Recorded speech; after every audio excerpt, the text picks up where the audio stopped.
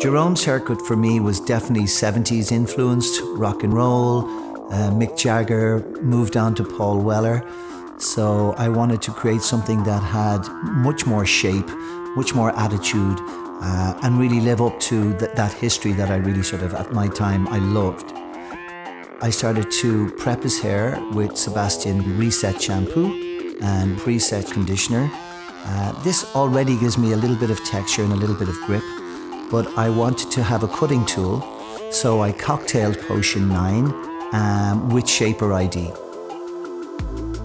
Obviously this is a beautiful cutting tool. It gives me grip, but it also gives me that little bit more condition for using the different techniques, whether it's the blade or the scissor. Simple haircut. I took a horseshoe section from just at the back of the crown straight up to the recession. I then just isolated the two sides by taking a section from the back of the ear and just clipped it away.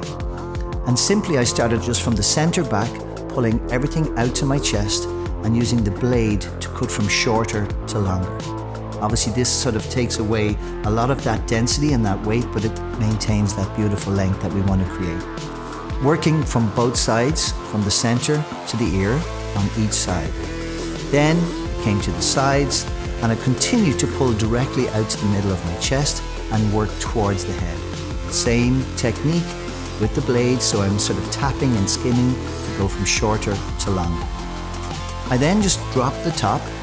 I take my guide from the shortest point of the crown and I start to pull directly up in the center of the guide in the middle, and I cut deep point cutting with the scissors from shorter to longer.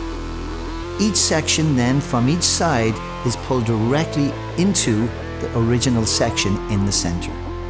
This will give us a little bit more weight throughout that side section, and then through the perimeter right through we will still use the pinch and cut technique and the pen cutting technique just to create that accent through the haircut.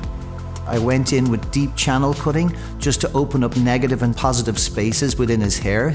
The end result with Jerome's hair is almost like it's something he did himself. It's lived in, it's rock and roll, it's completely lifestyle of what and how he wears his hair.